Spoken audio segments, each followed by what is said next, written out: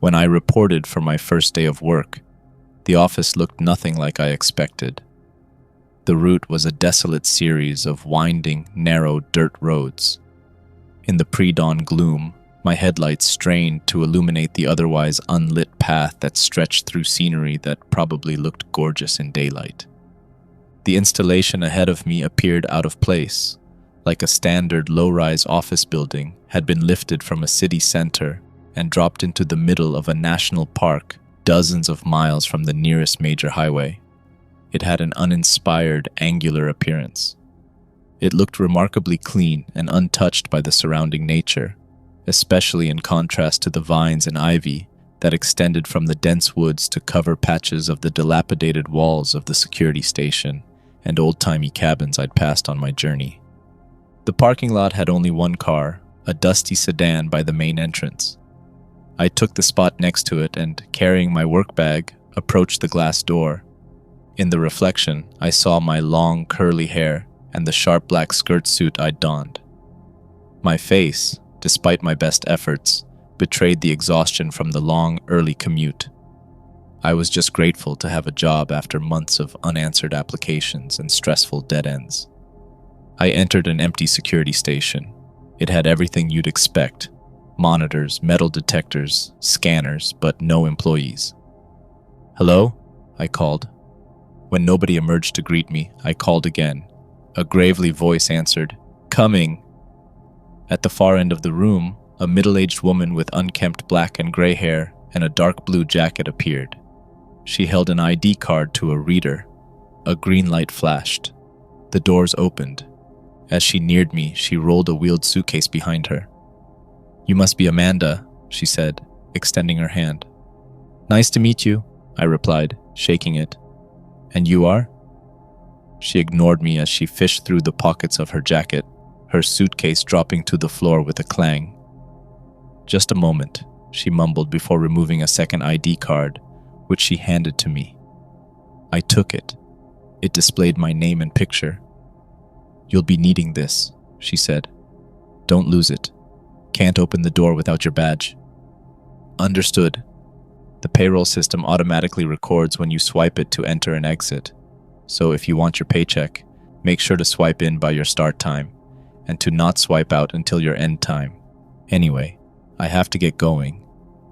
This made me a little confused. I guess I'll go inside and meet the rest of the team." This prompted a single sardonic laugh from her. "You haven't heard?" "Haven't heard what?" "Everyone else is laid off. Whole building. I'm here to grab my last few personals and to give you your card." "What?" I exclaimed, shocked. "Yep," she nodded. "You're the lucky one. The morons carrying out these reductions missed you because your materials were in administrative limbo during the security check. Those behind you in the onboarding process had their offers rescinded. Those already onboarded were let go, but you slipped through the cracks. Don't worry, I didn't tell anyone. Now you've got the building to yourself." Huh? The whole building?" "Yep." She picked up her suitcase and dragged it past me. As she reached the door to the outside, she added, "My advice, keep your head down. Don't cause any trouble. With any luck, nobody of any importance will notice that you're working here. Best of luck, Amanda." With that, she loaded her belongings into the sedan and departed. Dumbfounded, I placed my purse and briefcase by a desk in the corner of a large room full of open offices. It was a sunny spot, with long windows on two sides that provided a pleasant view of the surrounding woods, and it had the same type of computer as all the others. I considered taking an enclosed supervisor's office, but that somehow felt even more isolating. As I booted up the computer and entered the login credentials, I sat back in my chair and tried to comprehend what was happening. I never could have imagined that everyone else in my building would be laid off. I thought about just how devastating the news must have been to the many people who would otherwise be my co-workers. And where did that leave me? I still had a job, but from what the woman had told me, that was only due to a fluke. One peep about me to the wrong members of leadership, and I'd get canned too. I tried to process the insanity of this situation. All my expectations of gaining experience and making connections would go unrealized, while I would be stuck in an isolated, empty office. This is a blessing in disguise, I told myself. Think about all the people who wish they had a bigger office or freedom from deadlines and supervisors. I opened my email to find form messages from HR about several mandatory training courses. Putting my concerns aside, I set about completing them. When I finished the trainings, I had nothing else to do. No assignments, no emails. Was this what every day would be like? I set about exploring the building. The main level had a marble central corridor that connected the entrance door to a series of private offices, 2 bathrooms, a kitchen, 2 fire exits, and several openings that led to the open main work area. A sheet of paper displaying several emergency numbers for fire, electrical, and security services hung next to the entrance. The women's bathroom was in relatively good shape, though it looked like it hadn't been recently cleaned. The kitchen was cramped and gloomy with a flickering overhead light. A stack of paper birthday plates sat sadly on a large table. From the lunchboxes, canned drinks, and frozen meals in the refrigerator, I inferred everyone had been let go with little warning. The crumbs on the floor and empty plastic bottles in a bin meant no custodian would visit soon. I took the elevator upstairs, where a walkway overlooking the main floor stretched from end to end. It connected to a series of individual offices that were nicer and larger than the ones below, though just as empty. The elevator displayed 3 B levels, where I assumed the labs were located, but it wouldn't travel to any. I found a door near my desk marked Basement Main Access, which opened to a barren concrete staircase. A sickly yellow bulb cast gloomy light over the windowless stairwell, giving it a spooky appearance that compounded my isolation. I decided exploring the basement could wait. As the afternoon stretched on, I called my friend Winona. We'd been close since high school, and we'd even kept in touch during the years she'd spent deployed overseas in the military.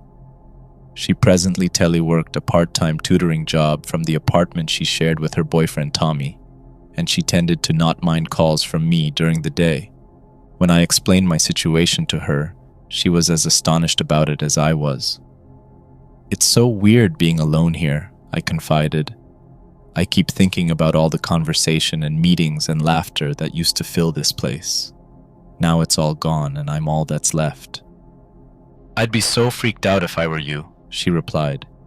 "Especially with how far you are from, everything." "I know," I said. "But a job's a job. If I don't get work, maybe I'll take online courses or apply to other jobs as a fallback if I'm discovered." "You should try to relax," Winona said. "At least for now. So many people would kill for a situation like yours. Embrace it. Bring books to read, or find a way to watch something you like. Or, better yet, set up a profile on a dating app like I've been saying. With this much time on your hands, you're officially out of excuses." I chuckled. Winona always said I hadn't dated since Michael broke up with me 2 years ago, and I used to say I was too busy. Now I had all the time I needed. For 2 weeks, I drove the same lengthy route, swiped my card at the front door, and logged into my computer. Time and again, I had no assignments or new emails beyond general announcements. When my first paycheck arrived, I was ecstatic. I spent much of my time following Winona's suggestions. I finessed my resume, applied to new jobs, enrolled in an online accounting course. The remainder of the days I spent reading, listening to audiobooks, setting up dating app profiles, and jogging around the building to stay in shape. The first strange thing happened during my 3rd week. I'd just set up a date with Alfred, a software engineer I met through an app. We agreed to meet at a restaurant that night. I'd gotten Winona's approval, as she was more savvy about these situations. The whole process of meeting someone through an app made me anxious and uncomfortable, so I decided to settle my nerves with a snack I'd packed for myself and left in the kitchen. Only, when I got there, it was gone. My entire lunchbox, in fact, was empty. My first thought was that I'd left the food at home.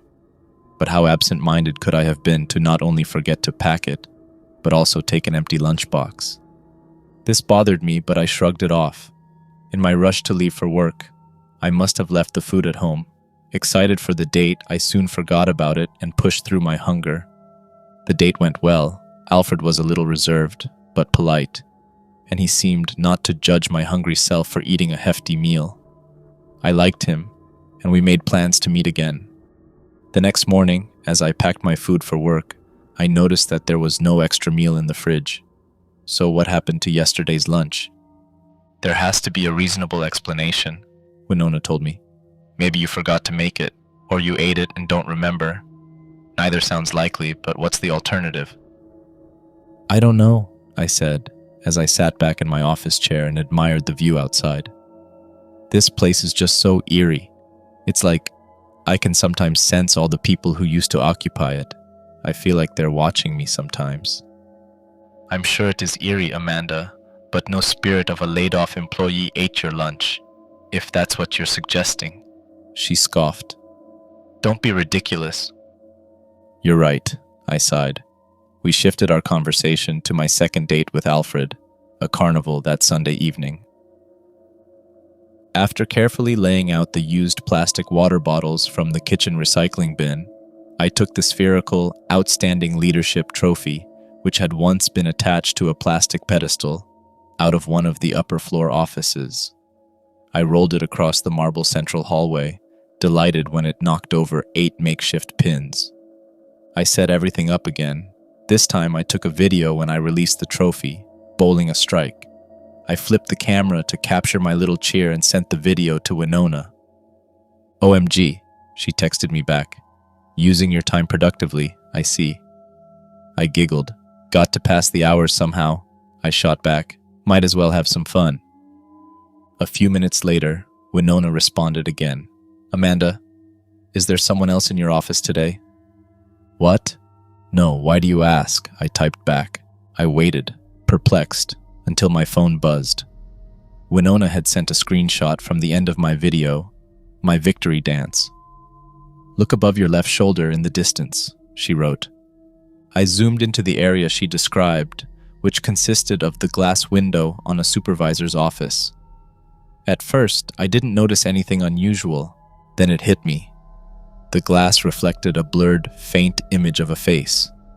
It seemed to subtly shift and waver, almost like a ripple on water, but I blamed the poor lighting and the angle. It was hard to make out, but I could vaguely discern a long nose, a square chin, and a pair of sunken, dark brown eyes. My pulse instantly quickened. What the hell? I texted her back.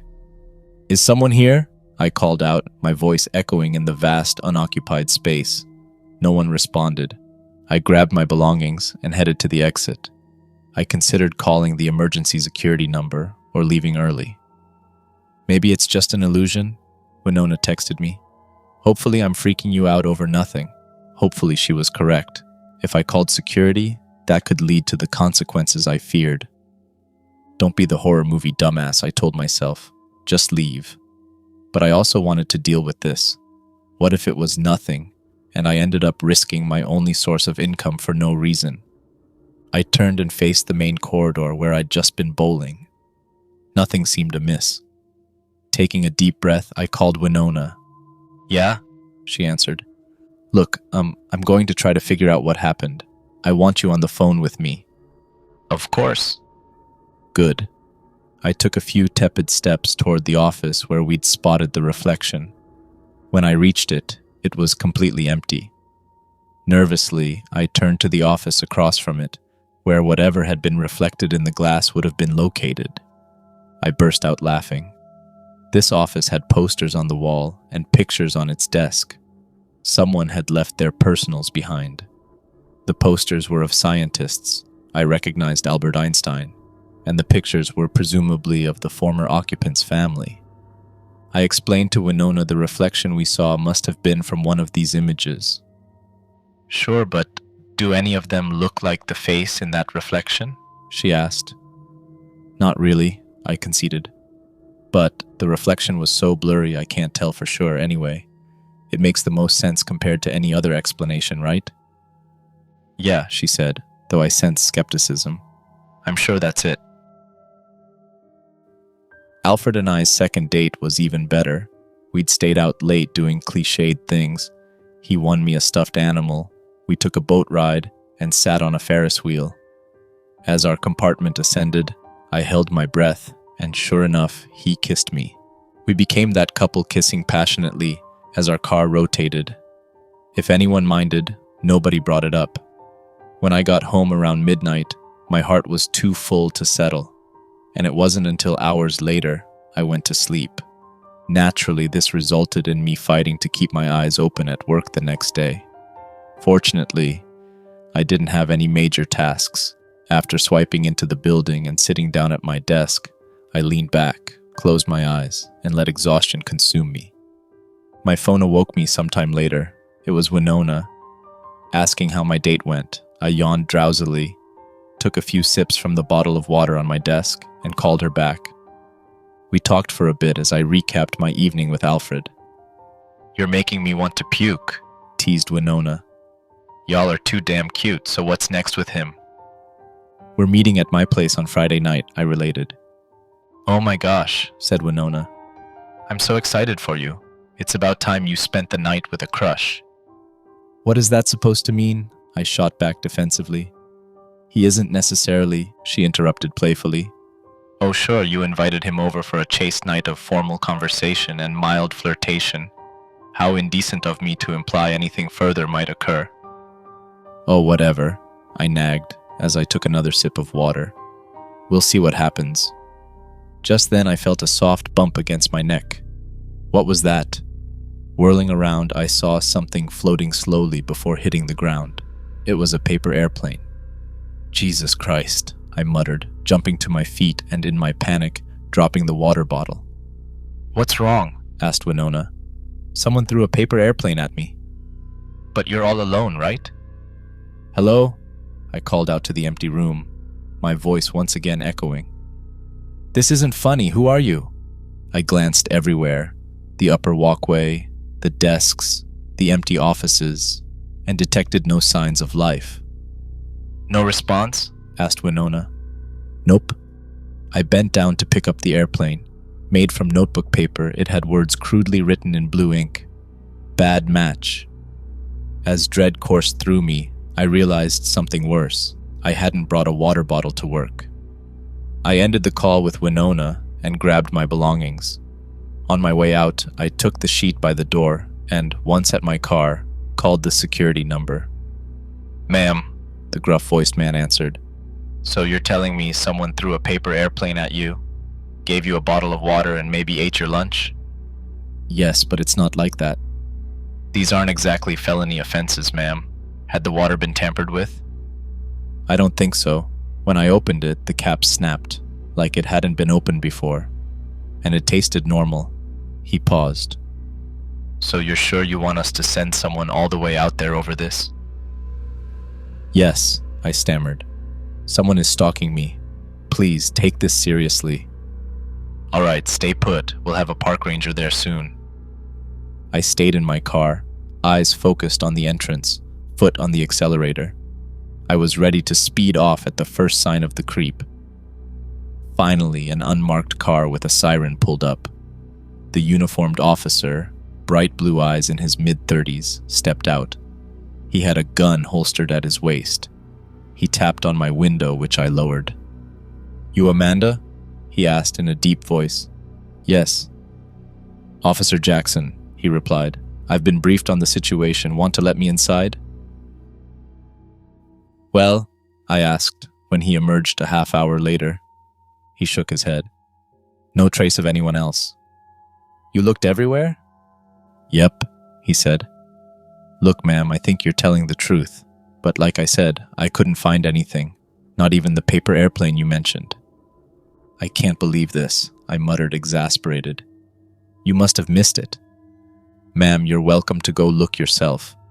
There's not much more I can do right now. But anything else happens, let me know, and I'll come right over. Do you want me to file a formal report? Of course. If I do that, he added, the people who own this place are going to find out. Is that what you want? I let out a moan. This was such bullshit. I wasn't ready to alert leadership to me being here, to this whole situation. Not before I found a new job. Forget about it, I uttered, frustrated. I arrived at work the next day with a can of mace in my purse. Before sitting down, I reversed my corner desk to face the opposite direction, giving me sight of the open office area and anyone heading towards me from the ground level or the nearby basement staircase. When I used the restroom, I took the mace. I spent the day immersed in my job search, broadening my horizons by submitting applications to positions I previously would have overlooked. All the while, I remained vigilant, regularly scanning my surroundings for any signs of life. A few days passed without incident, and I started to calm down. Yes, someone had creeped me out, and for all I knew, was still hiding. But the officers had made valid points. My stalker hadn't done anything to harm me. If they'd wanted to, they could have done it already. I wondered who this person was. A former employee? A vagrant? How long had they been here, and what did they want? "A little help?" read the subject line that popped up one morning on my work computer on Thursday morning. I sat up straight as soon as I saw it. This was the first personalized message I'd received in my workplace account. The sender had a Gmail account, Edgar G, followed by 7 numbers. The message read, "Good morning, Mandy. Emailing you from my work phone as I left my ID card at home. You mind letting me in? Edgar." My first thought, who was this? Obviously someone who didn't know me well. I didn't let anyone call me Mandy. I gripped the mace as I tried to think through the situation rationally. Maybe this was just some sick game by the person who'd been spying on me. Or maybe... I typed back, "Good morning, as I do not know you, did you intend to send this to someone else with a similar name? Best of luck getting into your office." The response read, "This isn't funny, Mandy. We've been work buddies forever. I know it's not protocol, but can you please open up for me? I don't want to go all the way back home to get my card. Your friend, Edgar." Shit, I thought. There was something seriously wrong with this person. Why would he be pretending to know me? I walked to the front of the building and peered outside. Nobody seemed to be there. A little spooked, I returned to my desk. That's when a loud thud resounded, causing me to gasp in surprise. It came from the window next to me. Whatever had been thrown had been heavy, as a small dent in the glass marked the point of impact. I leapt to my feet. For a brief moment, I saw a figure retreat into the tree line outside. I only got a brief glimpse, but it appeared to be the same person as in the supervisor's office, with a square jaw and those same longing, deep brown eyes. His face seemed to shimmer, an unsettling distortion that I dismissed as a trick of the light or my own fear. After that, a flurry of emails arrived. "Just trying to get your attention. You coming? You're being awfully rude, Mandy. You know I'd let you in if you forgot your card. Mandy, I thought we were friends. What happened? Hello? I'm still out here. You're really going to make me go home? After all we've been through, I thought I meant something to you. I guess not. You bitch. This is not okay, and this isn't over. I'm going to get back at you for this, Mandy. You just wait." I dialed the same number for security. To my frustration, nobody picked up. I tried again. With the same result this time, I left a frantic message before dialing 911. "Let me route you to the nearest park ranger's office," said the operator. "I already tried that," I complained. "They're the ones who can best assist you," she continued, over-talking me. Before I could protest, I heard the call transfer and a familiar ringing. I hung up. Winona was more helpful, at least once I calmed down enough to clearly explain what was happening. "The way I see it," she advised, "you need to leave. We already know that this creep has some way of getting inside, so you're not safe there.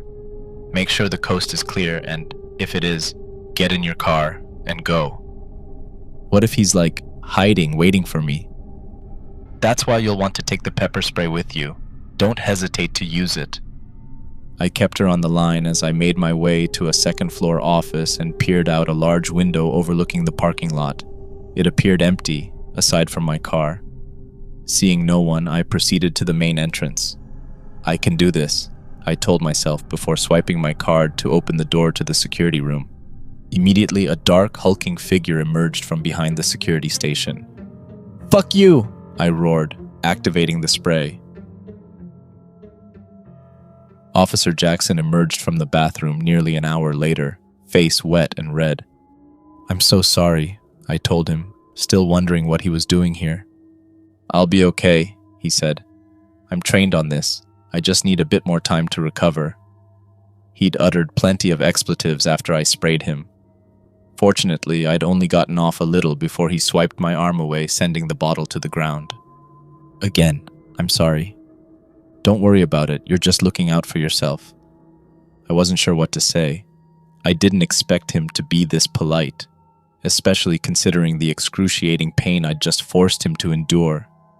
He explained he'd been returning from an emergency when dispatch informed him of the message I'd left. He was already in the area and decided to check on me, parking in a small lot behind the building.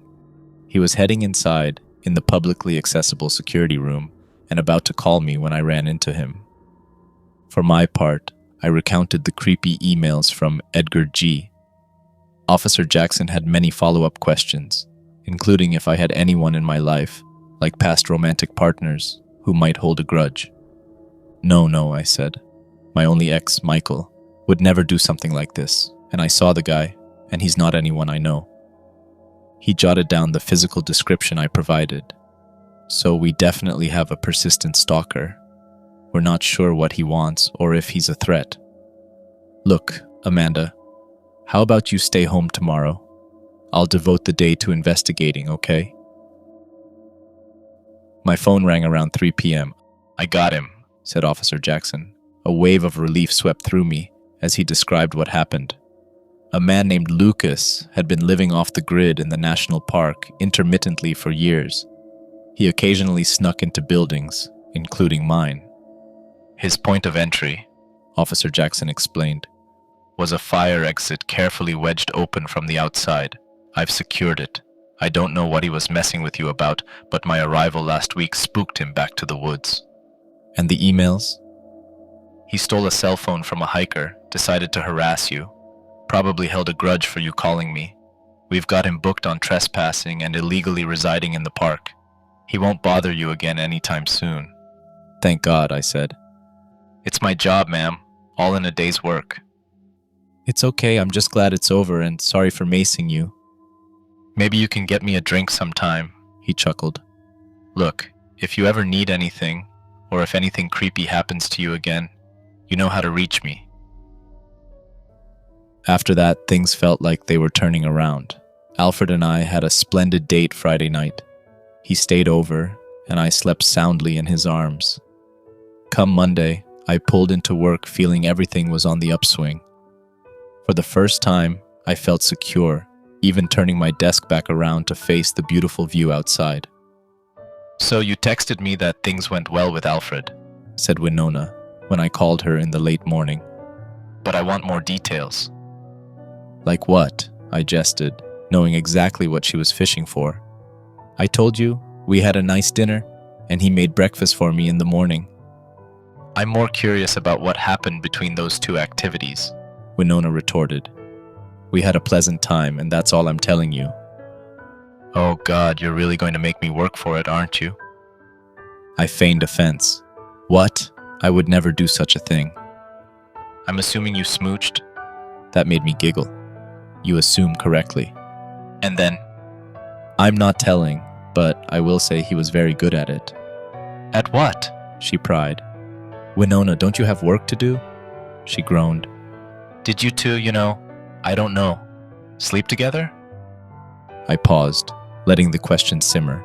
Then, abruptly, I giddily blurted out, yes, and it was awesome, and I've got to get back to work, bye. I hung up, a proud smirk on my face.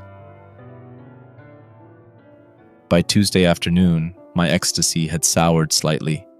I'd had a challenging job interview that morning, and, worst of all, Alfred hadn't responded to me since I'd seen him last weekend. I'm fearing the worst, I confided in Winona. What if it was all an act?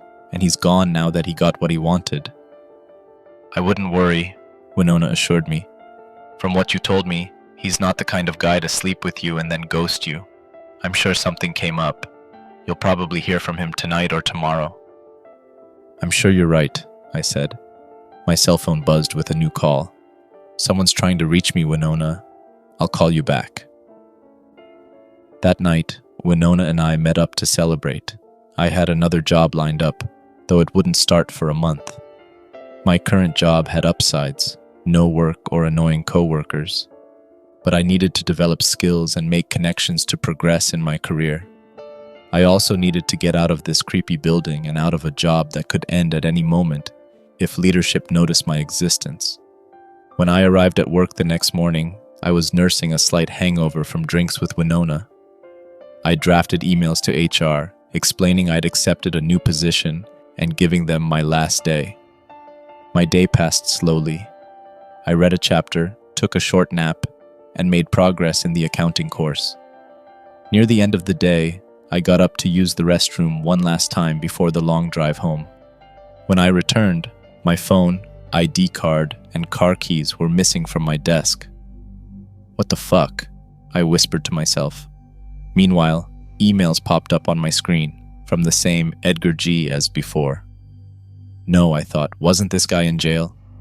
Regardless, how did he have access to the same account? The emails were written in the same style, just a sentence or two each. This is the last straw, Mandy. Getting a new job without even telling your trusted colleague. Don't worry, Mandy, I didn't do much. Just a friendly prank to even things out. Come and get it. This last message included 2 photos, one of room B315, the other showing my ID card and phone on a small table, wedged between a closet door and coat rack in the room's back corner. Fuck, I hissed. Officer Jackson must have arrested the wrong person. I was a fool to think I'd be safe here. Perhaps it was just a prank, at least in the twisted eyes of my tormentor. My stalker hadn't actually harmed me. Maybe if I went to the basement, which I'd avoided, I could retrieve my belongings, leave, and never come back. But fuck that. I wasn't eager to march into harm's way. I opened the phone function on my computer. Officer Jackson, he answered. I explained the situation. Okay, he replied. Wait where you are. I'm heading over now. How far away are you? Not far. Should I try to find a way out? The main door won't work, but I'm sure I could use one of the fire exits. Negative, he replied. The fire exits are all locked. Wait, what? I said, flustered. Why are they locked? And if you knew that, why didn't you tell me? Let me ask you a question, he said. Do you recall how you got this number? What? I asked, noting his deflection. I don't know, on the sheet by the door?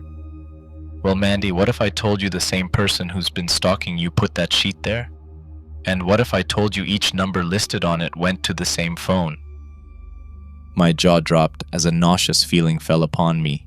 He hung up. A moment later, the lights went out.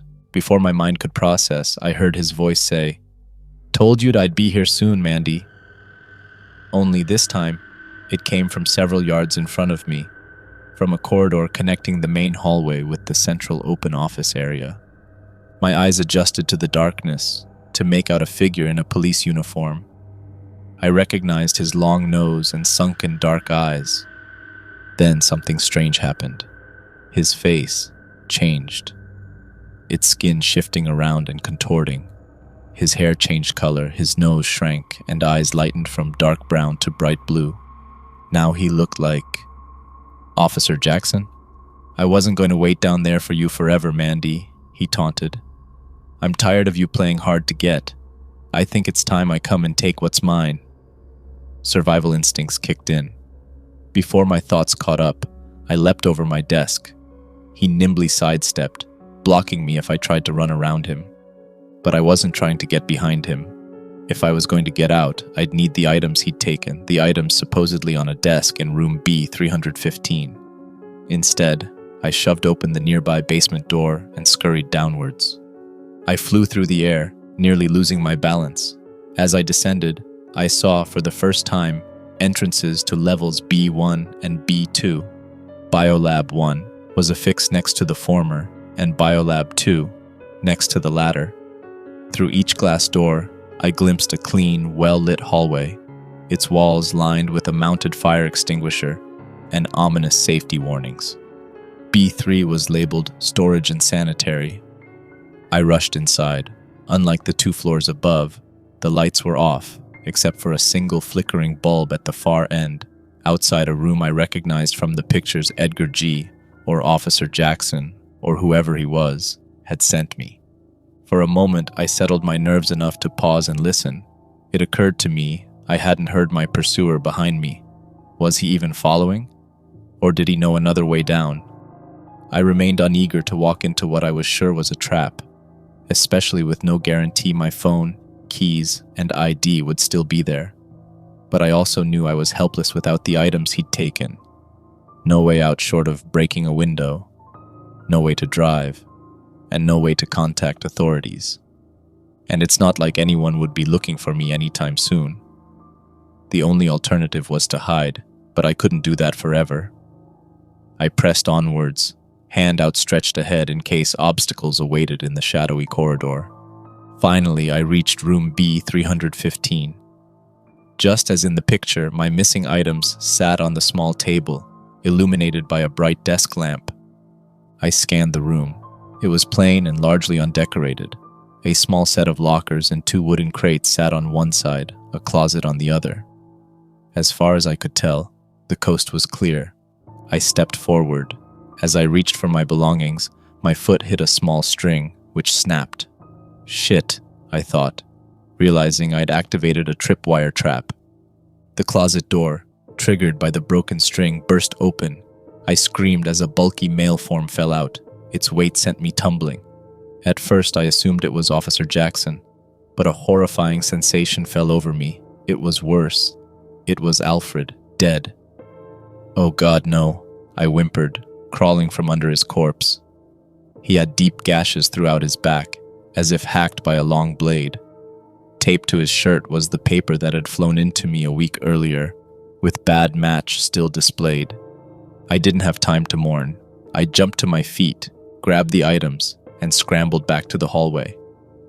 "Mandy," called Officer Jackson's voice from the unlit far end of the hallway. "Got you good, didn't I?" I inferred he'd been pursuing me after all, just not bothering to run. He wanted me to fall victim to his prank. I weighed my options. I could try to get past him, but I didn't like my chances.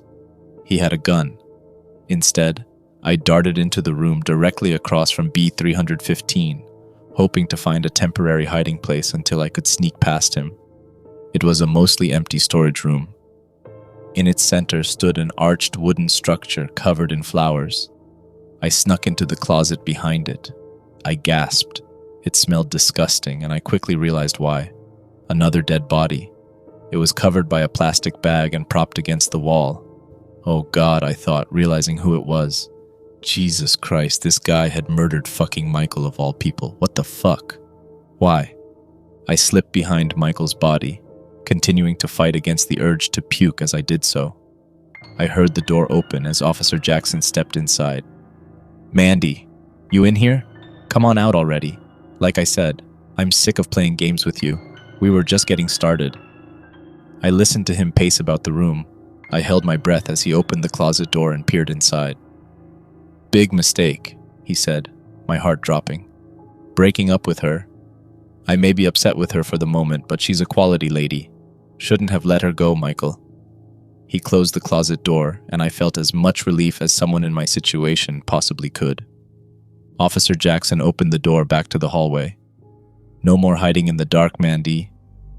Brightness beamed as he flipped on the lights. It took my eyes moments to adjust. I continued to listen, hearing footsteps, then a closed door. The sounds became muffled and distant. Recognizing the opportunity, I shoved Michael's corpse aside, sprinted out of the storage room, and re-entered the hallway. As I hurried back toward the staircase, I realized, to my shock, that the walls were covered in photographs of me. Me working, stretching, reading, napping. Lots of me napping, with the camera right in my face. It was as if, every day since I arrived, he discreetly shot a new photo album of me. I didn't have time to feel even more horrified. I just kept running. "Do you like my work?" he called just as I pushed open the stairwell door. A rumbling followed, the sounds of his heavy form dashing after me. I didn't trust myself to keep ahead of him. This man was a schemer, having thought ahead enough not to let me win easily. So when he finally opened the main level door, I was waiting with a fire extinguisher from B1. I slammed it as hard as I could into his face. It was a perfect hit. Blood flew as the blow sent him sprawling. I didn't wait to see how badly I'd hurt him. Instead, I dropped the extinguisher and frantically hurried to the main entrance. My card worked, the door opened. I flew outside, hopped into my car, turned on the engine, and zoomed away into the night. Winona and Tommy let me move in with them for the next several weeks. I couldn't be alone. I met many times with police officers who confirmed I'd been hoodwinked into calling a fake security number. They quickly identified the likely culprit as an Edgar Garrison, who had briefly worked at the facility as a test subject. Records showed that one of his trials had lingering, long-term effects on his appearance, sparking a lawsuit from him that was ultimately dismissed. During that time, Edgar developed an attraction to a female lab technician. When she didn't reciprocate his feelings, he turned to stalking. He was eventually fired for it. After that, he'd gotten a gig as a local park ranger but was quickly fired for attempting to use his authority to continue stalking her. The uniform I'd seen him wearing was one he'd failed to return upon his removal from the job. He continued to spy on her even after losing both jobs, an officer explained. There was a defective back door that he'd used to sneak in and out. When she, along with everyone else, got hit by the latest layoffs, he seems to have shifted his obsession from her to you. The police also discovered diaries he'd kept in the basement, which established he'd developed a fantasy about winning me over by protecting me from men who wanted to hurt me. "I'll be her knight in shining armor," he wrote. "I'll keep her safe from those unworthy, and she'll love me for it." He created some of the very problems from which he then rescued me. When he learned I got a new job elsewhere, he snapped and decided to make his move before I departed from his hunting grounds. His plan, I don't want to go into it in detail, but it involved drugged food, a wedding under the altar I'd stumbled upon, and a room secured by multiple locks. Edgar hadn't been seen since that night. "Don't worry," the officer told me. "We'll catch him." Winona and I arranged a week-long backpacking trip, aiming to escape the grief and guilt I felt regarding Alfred and Michael, as well as the endless police visits. We both posted our hiking route on social media, along with images of sites visited during our drive to the trailhead. That first night, we camped close to the road. After setting up our tents, we discreetly snuck out to the designated lookout point where we unpacked the equipment. Through night vision goggles, we waited patiently for hours. Sure enough, the skulking figure of my nemesis eventually appeared. He had a knife in one hand, a flashlight in the other, and a pistol holstered at his waist. "Time to end this," Winona whispered, handing me the loaded gun she'd been training me with. "I think it is," I whispered back as he slowly unzipped the tent door. We only had moments before he discovered the figures we'd left in the sleeping bags were mere props. "You know I've got your back if anything goes wrong," Winona assured me. I nodded and gave her hand, which gripped her rifle's barrel, an affectionate squeeze. Taking a deep breath, I emerged, stood tall, and walked confidently. The last thing he saw, as he spun around and went for his gun, was the laser sight aimed at his bandaged forehead, followed by 2 quick flashes of light.